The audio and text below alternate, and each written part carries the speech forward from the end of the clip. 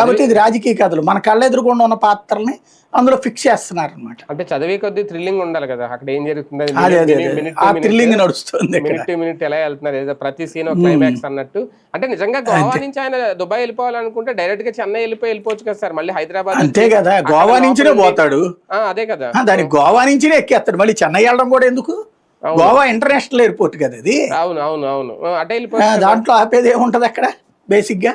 అదే కదా. ఇంకోటి ఏంటి, నిన్నటిదాకా అతను వేరే విదేశాల్లో ఉన్నానన్నాడు, అతను ఎవరితో చెప్పాడు అనేది కాదు కదా ఇక్కడ పాయింట్. అవును, సమస్యల్లో ఏంటంటే టైం దగ్గరికి తీసుకొస్తున్నారు.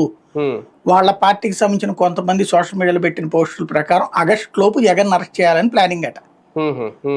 అది ఆగస్టు లోపు జగన్ ని జైల్లో పెట్టాలన్నటువంటిది, అందుకోసం అడుగులు పావులు గదుపుతున్నారు అన్నటువంటిది. ఇప్పుడు ఇందులో ఇప్పుడు ఇతని ద్వారా ఇతను అరెస్ట్ చేశాక ఇతని తర్వాత ఒక ఇద్దరు ముగ్గురిని వేరే పేర్లు ఏవో చెప్తున్నారు, వాళ్ళని కూడా అరెస్ట్ చేసి వాళ్ళందరి స్టేట్మెంట్ల ఆధారంగా విజయసాయిరెడ్డిను మిథున్ రెడ్డిని అరెస్ట్ చేసి వాళ్ళిద్దరు స్టేట్మెంట్ల ఆధారంగా జగన్మోహన్ రెడ్డిని అరెస్ట్ చేసి చెయ్యాలన్నట్టు. విజయసాయిరెడ్డి ఏమో కసిరెడ్డి పేరు చెప్పి తప్పుకున్నాడు, జగన్ పేరు చెప్పలేదు. మిథున్ రెడ్డి జగన్ పేరు చెప్పడం ఆల్రెడీ మొన్న విచారించేశారు. ఇంక ఇందులో ఏంటయ్యా అంటే క్యాష్ ట్రాన్సాక్షన్స్ అంతా ఇతనే చేశాడు అన్నటువంటి పాయింట్. బట్ నేను ఇంతకు ముందే చెప్పినట్టుగా దీంట్లో ప్రధానమైనటువంటిది వాడన్నాడు ఈడన్నాడు వాళ్ళు ఇదంతా కలిపేసి మేము ఒక స్టోరీ తయారు చేసామంటే ఈనాడు జ్యోతిలో బాగుంటుంది.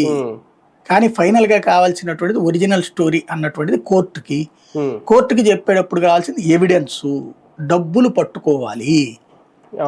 డబ్బులు ట్రాన్సాక్షన్ కనీసం ఒక 100 కోట్లు 500